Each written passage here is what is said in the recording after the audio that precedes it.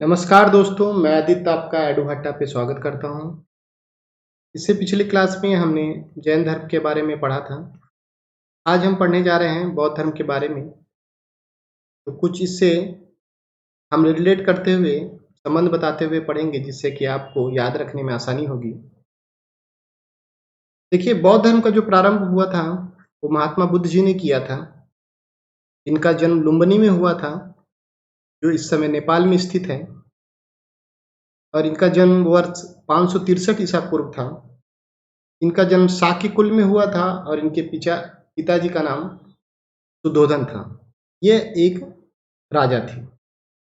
इनकी माता का नाम महामाया था, जो कौलिय गणराज्य वंश की राजकुमारी थी, और इनके जन्म के 7 दिन उपरांत ही इनकी माता का निधन हो गया था।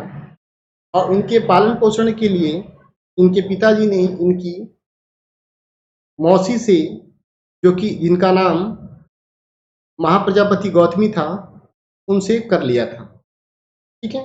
इनके बचपन का नाम सिद्धार्थ था, जिसका मतलब होता है वह जो सिद्धि प्राप्त के लिए जन्मा हो। इनके जन्म के उपरांत ही साधु दृष्टा, नाम याद रखिएगा, साधु दृष्टा ने अपने आश्रम से यह भविष्यवाणी कर दी थी कि यह व्यक्ति भविष्य में या तो महान राजा बनेगा और यह महान सन्यासी बनेगा। इस चीज से व्यथित होकर इनके पिताजी ने इनको सारी सुख सुविधाओं, सारी राशि चीजों से बांध के रख दिया था, ताकि यह इनके मन में कोई वैराग्य उत्पन्न ना हो सके। देखिए, सिद्धार्थ जो महात्मा बुद्ध हैं, उन्हें कई नामों से जाना जाता है, जैसे कि कनक मुनि, शाक्य मुनि। शाक्य मुनि इसीलिए कहते हैं क्योंकि इनका जन्म शाक्य कुल में हुआ था, इसीलिए इन्हें शाक्य मुनि भी कहा जाता है। इन्हें लाइट ऑफ एशिया भी कहा जाता है। और देखिए, इनके मन में वैराग्य ना उत्पन्न हो तो इनके पिताजी ने इनकी जो विवाह करा दिया था, वो 16 वर्ष की अवस्था में ही यशोधरा नाम की राजकुमारी से करा दिया था। देखिए, विवाह के उपरांत इन्हें एकमात्र शिशु हुआ, जिसका नाम राहुल था। इसका नाम राहुल इन्होंने इसीलिए रखा था, जिसका मतलब होता है एक और बंधन। मतलब इनके मन में बचपन से ही वैराग्य रहता था, और शादी के उपरांत जब इन्हें शिशु जन्मा तो इनको लगा कि ये एक और बंधन मुझ पे डाल दिया गया है, इसीलिए इन्होंने अपने बच्चे का नाम राहुल रखा था। देखिए, अलग अलग कथाएं हैं कि इनमें मन में वैराग्य कैसे उत्पन्न हुआ। कुछ किताबों में लिखा है कि ये अपने बगीचे में घूम रहे थे, तब इन्होंने ये 4 दृश्य देखे। और कुछ जगहों पे लिखा है कि ये अपने साम्राज्य में भ्रमण कर रहे थे और इनके सारथी चन्ना के साथ, और इन्होंने उन 4 अवस्थाओं को देखा, जिससे इनके मन में वैराग्य उत्पन्न हो गया। तो देखिए, वो 4 अवस्थाएं कौन सी थी। एक अवस्था थी, इन्होंने एक बीमार व्यक्ति को देखा और इन्होंने अपने सारथी से पूछा कि यह व्यक्ति कैसा है। तो इनका सारथी जवाब देता है कि ये व्यक्ति बीमार है, और हर व्यक्ति कभी न कभी बीमार पड़ता है। इससे इनके मन में दुख उत्पन्न हुआ। फिर इन्होंने दूसरा देखा कि कुछ व्यक्ति कुछ चीज को लेके कंधे पे जा रहे हैं। इन्होंने पूछा अपने सारथी से कि यह क्या है। तो इनका सारथी इनको जवाब देता है कि यह व्यक्ति मर चुका है, अब इसकी अंतिम क्रिया के लिए इसको ले जाया जा रहा है। यह देखकर भी उनके मन में काफी दुख उत्पन्न हुआ। फिर एक वृद्ध व्यक्ति को देखते हैं, तो अपने सारथी से पूछते हैं ये क्या है। तो इनका सारथी जवाब देता है कि राजा, यह एक वृद्ध व्यक्ति है, और बुढ़ापा ऐसी चीज है जो व्यक्ति के जीवन में जरूर आता है। मैं बूढ़ा होऊंगा, आप बूढ़े होंगे, और एक समय आएगा कि जो शरीर की सुंदरता है यह समाप्त हो जाएगी और खत्म हो जाएगी। इन सब चीजों को देखकर इनके मन में वैराग्य की भावना उत्पन्न होने लगी। फिर इन्होंने एक व्यक्ति को देखा जो काफी शांत था, काफी खुश लग रहा था, काफी प्रसन्नचित था। इसको देख के इन्होंने पूछा, हे सारथी, यह व्यक्ति इतना खुश क्यों है? तो इनके सारथी ने जवाब दिया कि यह एक सन्यासी है, इसने सब चीजों को त्याग कर दिया है, इसके मन में कोई इच्छा नहीं है, इसीलिए ये सुखी है, प्रसन्न है। ठीक है। तो सांसारिक समस्याओं से व्यतीत होकर सिद्धार्थ ने 29 वर्ष की आयु में अपना घर को त्याग दिया। इस गृह त्याग को ही बौद्ध धर्म में महाभीष निष्क्रमण कहा जाता है। नोट डाउन कर लीजिए, काफी इंपॉर्टेंट चीज है। तो इन्होंने अपनी घर को त्याग कर दिया, अपने पत्नी, अपने बच्चे को छोड़कर ये ज्ञान की खोज में निकल गए। ज्ञान की खोज में ये इधर उधर भटकते रहे। फिर उन्हें एक गुरु मिले जिनका नाम था अलार कलाम। उसी अलार कलाम गुरु से इन्होंने सांख्य दर्शन की शिक्षा ली। इन्हें एक और गुरु भी मिले जिनका नाम था उड़ाक राम पुत्र, जिससे इन्होंने योग दर्शन की शिक्षा ली। जैसा कि मैं ये फोटो लगा दे रहा हूँ, इस फोटो से आपको याद करने में आसानी होगी, इसीलिए मैं बार बार इन चित्र का वर्णन करता रहता हूँ। देखिए, इस शिक्षा लेने के बाद इन्होंने वन में कई वर्षों तक तपस्या की। उसमें से एक वन था मृगदाव वन, जिस वन में इन्होंने 6 वर्षों तक कठोर तपस्या की अपने 5 मित्रों के साथ, जो वन सारनाथ में स्थित था। इस वन में भी तपस्या करने के बाद इन्हें ज्ञान प्राप्ति नहीं हुई। एक दिन इस वन में कुछ महिलाएं, कुछ कन्याएं भ्रमण कर रही थी। तो कुछ उन्होंने ऐसी बात कही कि इनके मन में एक उपदेश जैसा, एक कुछ इच्छाएं उत्पन्न हुई कि यह क्या कह रही। तो उन्होंने सुना कि एक कन्या कह रही है कि वीणा को इतना ना खींचो कि वह टूट जाए, वीणा को इतना ना खींचो कि वो टूट जाए, और इतना कम भी ना खींचो कि वह बज भी ना पाए। तो इन्होंने ऐसा कुछ इनके मन में उत्पन्न हुआ कि मैं लग रहा है कि कुछ अधिक ही कठोर तपस्या कर रहा हूं, इसका एक सरल उपाय भी हो सकता है। तो वहां से ये उठकर, मतलब कुछ दिनों बाद ये वहां से गया चले गए, और बैसाख पूर्णिमा के दिन पीपल वृक्ष के नीचे, जो कि निरंजना नदी, फाल्गु नदी के तट पर है, इनको ज्ञान की प्राप्ति हुई। ये देखिए, आप एक वृक्ष देख रहे हैं, इसी वृक्ष को ज्ञान प्राप्ति के बाद बोधि वृक्ष कहा गया। लेकिन ये वो वृक्ष नहीं है, क्योंकि वो वृक्ष काफी पुराना था। यह उसकी लगभग 4थी पीढ़ी कही जाती है।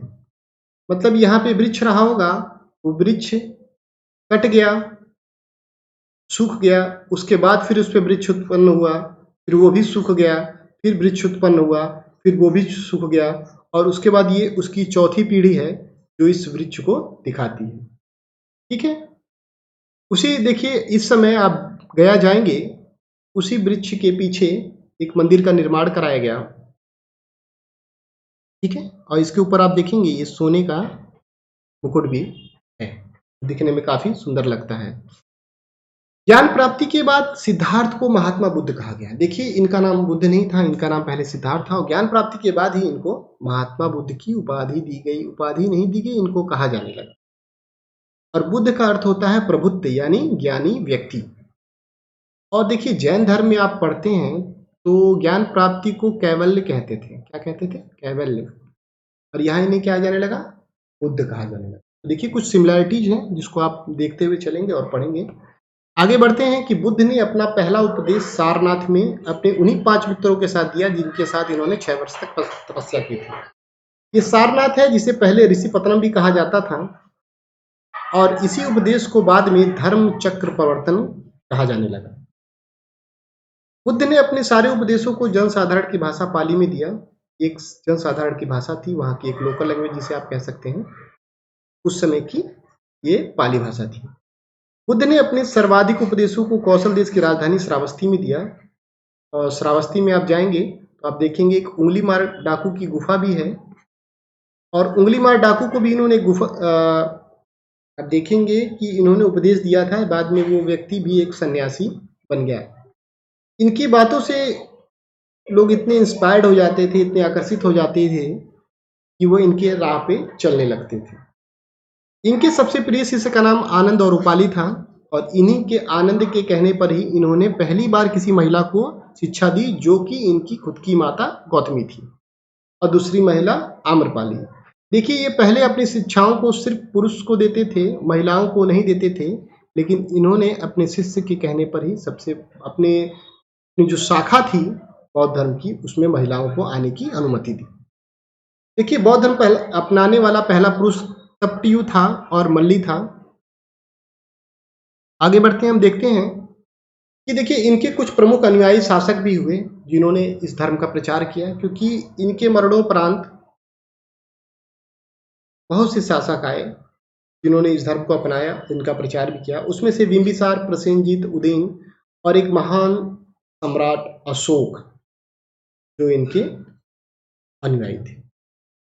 बुद्ध की मृत्यु 80 वर्ष की अवस्था में 483 ईसा पूर्व में कुशीनारा, जो इस समय कुशीनगर के नाम से जाना जाता है, में हुई थी और इनकी मृत्यु चंदू नामक इनके सेवक थे, उनके द्वारा मशरूम, जिसे आज बहुत प्रिय खाते हैं, उस समय भी होता था, इसे हिंदी में कुकुर मुत्ता भी कहते हैं, उस भोजन करने के बाद इनकी मृत्यु हो गई। और जब ये भोजन करने के बाद बीमार पड़ गए तो इन्होंने कहा कि देखो शिष्यों, कोई इस पे लांछन नहीं लगाएगा कि इसके भोजन करने के बाद मेरी मृत्यु हो जाएगी, अगर क्योंकि मेरा समय आ गया है, मैंने अपने जीवन को जान लिया है और ये मेरे मृत्यु का समय है। और उनकी मृत्यु को बौद्ध धर्म में महापरिनिर्वाण कहा जाता है। ठीक है, आप इसे भी नोट डाउन कर लेंगे। पहला क्या था? महाबीज निष्क्रमण। दूसरा था आपका धर्मचक्र प्रवर्तन। ये है महापरिनिर्वाण। ठीक है, आप देखते हैं कि इन्होंने अपने जीवन में 4 अर्थ सत्य दिए। पहला सत्य था दुख, आर्य सत्य नहीं, सॉरी, 4 सत्य दिए। दूसरा है दुख समुदाय, तीसरा दुख निरोध, चौथा दुख निरोधगामी प्रतिपदा। इन्होंने कहा कि देखिए संसार में बहुत दुख है और इस दुख का कारण जानते हैं क्या है? इस दुख का कारण है इच्छा, और इस इच्छा का एक निवारण है, और वह निवारण क्या है? अष्टांगिक मार्ग। इन्होंने कहा अगर यदि आपको इच्छा है, आपकी इच्छाएं हैं, तो आपको दुख होगा। ठीक है, और इन्हीं इच्छाओं पर नियंत्रण पाने के लिए कुछ 8 अष्टांगिक मार्ग अपनाए। कौन से? 8 अष्टांगिक मार्ग अपनाए। ठीक है, कौन कौन से थे? ये थे सम्यक दृष्टि, सम्यक वाणी, सम्यक आजीव, सम्यक स्मृति, सम्यक समाधि, सम्यक व्यायाम, सम्यक प्रमांत, सम्यक संकल्प। इन्होंने कहा कि ये अष्टांगिक मार्ग आप अपनाएंगे, आपके जीवन में दुख नहीं होगा, इच्छाओं पे आपका नियंत्रण हो जाएगा। ठीक है, आगे बढ़ते हैं कि निर्वाण बौद्ध धर्म का जो क्या था? सबसे परम लक्ष्य था। इसका मतलब होता है दुख दीपक का बुझ जाना, जीवन मरण चक्र से मुक्त हो जाना। इसीलिए जब महात्मा बुद्ध जी का मृत्यु हुई, उसे महापरिनिर्वाण कहा गया। ठीक है, और उसके बाद किसी को महापरिनिर्वाण नहीं कहा गया, बाकी सबको निर्वाण ही कहा गया। ठीक है, बुद्ध ने निर्वाण प्राप्ति के लिए कुछ सरल उपाय बताए, उनको 10 सीलों से हम जानते हैं। और वो कहा कि जो गृहस्थ जीवन में रह रहे हैं उनको 5 सील मानने होंगे, और जो भिक्षु हैं उन्हें 10 सीलों को मानना पड़ेगा। कौन कौन से थे? अहिंसा, सत्य, अस्तेय, अपरिग्रह, मदिरा का सेवन न करना, बिना समय का भोजन न करना, सुखद बिस्तर पे मत सोना, धन का संचय मत करना, स्त्रियों से दूर रहना, नृत्य गान से दूर रहना। तो देख रहे हैं आप, कुछ समानताएं भी देखेंगे। पिछला हमने जैन धर्म पढ़ा था, उस जैन धर्म में भी कुछ समानताएं थी। महावीर स्वामी द्वारा जो 5 सत्य दिए गए थे, उसमें ये था कि अहिंसा थी, झूठ नहीं बोलना, चोरी नहीं करना, संपत्ति ग्रहण न करना और ब्रह्मचर्य का पालन करना। इसी तरह से उसमें 5 थे, इसमें कुछ 10 सील है। ठीक है, आगे बढ़ते हैं। महात्मा बुद्ध जी ने 3 दर्शन दिए थे, अनेश्वरवाद, शून्यवाद और क्षणिकवाद। उसमें यह था कि ईश्वर का कोई अस्तित्व नहीं, ईश्वर का कोई अस्तित्व नहीं। इसका मतलब ईश्वर जो है ये ईश्वर को नहीं मानते थे। ठीक है, इन्होंने कहा कि कोई भी व्यक्ति सर्वोपरि नहीं है, कोई भी व्यक्ति महान नहीं है, सर्वसत्तामान नहीं है, सब एक समान है। ठीक है, इन्होंने शून्यवाद का दर्शन दिया। इन्होंने कहा कि क्षणिकवाद, इस संसार में जो सभी वस्तुएं हैं वो क्षणिक हैं। क्षणिक का मतलब है कि कुछ समय के लिए है। सुख है, दुख है, इच्छाएं हैं, सब कुछ क्या है, माता है, पिता है, जन्म है, मृत्यु है, सब कुछ क्षणिक है, कुछ समय के लिए है, कुछ समय बाद वो खत्म हो जाएगा। इन्होंने 3 रत्न दिए, जिसे त्रिरत्न कहा, बुद्ध, धम्म, संघ। मतलब ज्ञान प्राप्ति करो, ज्ञान को ग्रहण करो और संघ बना के ज्ञान में रहो, संज्ञान को अपने बांटो। ये इन्होंने त्रिरत्न दिए। देखिए, त्रिरत्न तो जैन धर्म में भी हैं। कौन कौन से हैं? सम्यक ज्ञान है, सम्यक आचरण है। ठीक है, सम्यक ज्ञान, सम्यक आचरण, सम्यक दर्शन। ठीक है, आगे बढ़ते हैं कि बौद्ध धर्म में प्रमुख ग्रंथ, जो कि ये 3 प्रमुख ग्रंथ हैं, विनय पिटक, सुत्त पिटक, अभिधम्म पिटक, ये बौद्ध धर्म के सबसे इंपॉर्टेंट ग्रंथ कहे जाते हैं। इसको नोट डाउन कर लिए, एग्जाम में कई बार पूछता है। विनय पिटक, सुत्त पिटक, अभिधम्म पिटक। इस धर्म में, इस ग्रंथ में कहा गया है कि जो उनके विचार हैं, विचारों को इसमें लिखा गया है। ठीक है, और इसमें लिखा गया है कि इस धर्म के नियम क्या है, कानून क्या है, किस तरह इसको पालन करना है, किस तरह इसको फैलाना है, सारी चीजें इन 3 ग्रंथों में लिखी गई हैं। कुछ ग्रंथ हैं जो बौद्ध धर्म के अंतर्गत और आते हैं कि जातक कथाएं। ये मूल रूप से पाली भाषा में लिखी गई, इनकी संख्या 549 है। इसमें बुद्ध जी के जो है कि लगभग 200 पुनर्जन्मों की कथाएं बताई गई। एक है बुद्ध चरित, जो संस्कृत भाषा में लिखा गया है, अशोक घोष द्वारा रचित है। इसमें उनके जीवन की, उनकी शिक्षाओं के बारे में सब वर्णन है। इसे बौद्ध धर्म का रामायण कहा जाता है। ठीक है, एक ग्रंथ है धम्म ग्रंथ, जो पाली भाषा में लिखा गया, और इसे बौद्ध धर्मों की गीता कहा जाता है। तो देखिए, अगर पूछता कि एग्जाम में कि गीता किसे कहा जाता है और रामायण किसे कहा जाता है, तो बुद्ध चरित को रामायण कहा जाता है और धम्मपद को गीता कहा जाता है। आगे बढ़ते हैं कि बौद्ध के जीवन से संबंधित कुछ बौद्ध धर्म के प्रतीक क्या है। तो देखिए, इनके जन्म का प्रतीक है कमल। कमल क्योंकि जब ये जन्मे थे तो उनके आसपास एक तालाब था। आप अगर कभी लुम्बिनी जाते हैं तो देखते हैं वहां पे एक तालाब है, जिसमें बहुत से कमल खिले रहते हैं। तो ये उनके जन्म का प्रतीक है। यौवन, उनके यौवन का प्रतीक है सांड। गृह त्याग का प्रतीक है घोड़ा। घोड़ा की जब वो घर से गृह त्याग किए थे तो वो सफेद रंग के घोड़े पे गए थे, तो जिससे उनके गृह त्याग को प्रतीक दिया गया घोड़ा। ज्ञान प्राप्ति का प्रतीक इनको दिया गया पीपल, बोधि वृक्ष, क्योंकि इनको जो ज्ञान प्राप्ति हुई थी पीपल के वृक्ष के नीचे हुई थी, तो इनके ज्ञान प्राप्ति को बोधि वृक्ष का प्रतीक दिया गया। निर्वाण पद चिन्ह। ठीक है, उपदेश चक्र से हम धर्म चक्र प्रवर्तक भी कहते हैं, क्योंकि जो उनका पहला उपदेश था धर्म चक्र प्रवर्तन कहा जाता है। और महापरिनिर्वाण, इसे स्तूप कहते हैं। ठीक है, देखिए, स्तूप से एक बात और बतानी है कि जब इनकी मृत्यु हुई तो इनकी मृत्यु के उपरांत इनके अवशेषों को 8 भागों में बांट दिया गया, और 8 भागों को बांटकर उन पर 8 के 8 स्तूप बना दिए गए। स्तूप का आप देखते हैं कि स्तूप इस तरह से होता है। आप कभी अगर बौद्ध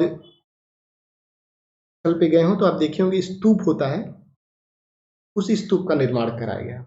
मुख्य मुख्य स्तूप हैं सारनाथ तो नहीं, देखिए आप कुशीनगर जाएंगे तो कुशीनगर का स्तूप है, सांची के स्तूप है, ये उनके कुछ। देखिए, कुछ बौद्ध संगतियां हैं। 4 बौद्ध संगति हुई। आप इससे पहले पढ़े होंगे जैन संगति। जैन संगति क्या थी? 2 जैन संगति थी। ठीक है, और उनमें 900 सालों का अंतर था। ठीक है, 300 ईसा पूर्व और 600 ईस्वी में। इसी तरह ये बौद्ध धर्म की 4 संगतियां हैं। प्रथम बौद्ध संगति हुई थी 483 ईसा पूर्व में राजगिरी में, महाकश्यप द्वारा अजात शत्रु के शासनकाल में। दूसरी उसके लगभग 100 वर्षों बाद हुई थी 383 ईसा पूर्व में वैशाली में, सावाकामी की अध्यक्षता में कालाशोक द्वारा हुई थी। तीसरी हुई थी 255 में पाटलिपुत्र में, मुगली पुत्र तिस ने की थी अशोक के शासनकाल में, कि ये इंपॉर्टेंट है क्योंकि दो दो क्वेश्चन एग्जाम में पूछता है, मुगली पुत्र तिस की अध्यक्षता में कौन सी बौद्ध संगति हुई थी और अशोक के काल में कौन सी बौद्ध संगति हुई थी। चौथी हुई थी, देखिए ये तीनों जो हुई थी ये मगध में हुई थी, मगध मतलब इस समय का बिहार, और चौथी जो हुई थी कुंडलवन में हुई थी प्रथम शताब्दी में, जो कि कश्मीर में। ठीक है, इसकी अध्यक्षता की थी वसुमित्र ने और इसके उपाध्यक्ष थे अश्वघोष, और शासनकाल था कनिष्क। देखिए कनिष्क ने ही अश्वघोष को लाया था, तो इसमें वसुमित्र जो अध्यक्षता कर रहे थे उपाध्यक्ष के लिए, इनको अश्वघोष को लाया गया था। आगे बढ़ते हैं कि बौद्ध धर्म के कुछ अनुयायी हैं। एक अनुयायी होते हैं भिक्षुक, दूसरे होते हैं उपासक।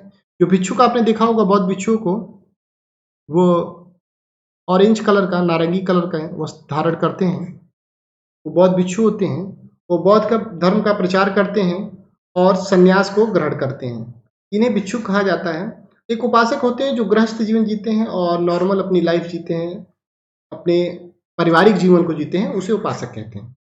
बौद्ध धर्म के प्रमुख कुछ संप्रदाय हैं, थेरयान, जिसे थेरवाद, हीनयान कहते हैं, महायान, नवयान। जो हीनयान है ये उसके मौलिक उपदेशों को मानता है, जैसे कि उन्होंने बौद्ध धर्म में कहा गया था मूर्ति पूजा नहीं करनी है, और ऐसी बहुत सी चीजें हैं जो उनके मूल उपदेश थे, उसको मानने वाले हीनयान में गए। एक है महायान शाखा, जिसके वास्तविक शिक्षाओं का अनुपालन नहीं करते, ये उसको अपने अनुरूप बना के कुछ इनके उपदेशों का पालन करते हैं। और एक है नई पीढ़ी के नवयान, जो डॉक्टर भीमराव अम्बेडकर जी के सिद्धांतों का अनुसरण करते हैं, और भारत में इसके बहुत से अनुयायी हैं। ठीक है, तो देखिए ये आज का हमारा लेक्चर खत्म होता है। ठीक है, आज का लेक्चर खत्म हुआ, आपको ऐसा क्या लेक्चर कैसा लगा इसमें कमेंट करके बताइए। अगर कोई गलती हुई है तो उसको भी कमेंट करके बताइए, हम उसको सुधार करेंगे। और प्लीज़ इसको लाइक कीजिए, शेयर कीजिए और सब्सक्राइब कीजिए। ठीक है, और चैनल को ज़्यादा से ज़्यादा शेयर कीजिए और प्लेलिस्ट में जाके इसकी पिछली क्लासों को भी अध्ययन कीजिए। ठीक है, आपसे अगली क्लास में मिलते हैं, तब तक के लिए धन्यवाद। जय हिंद, नमस्कार।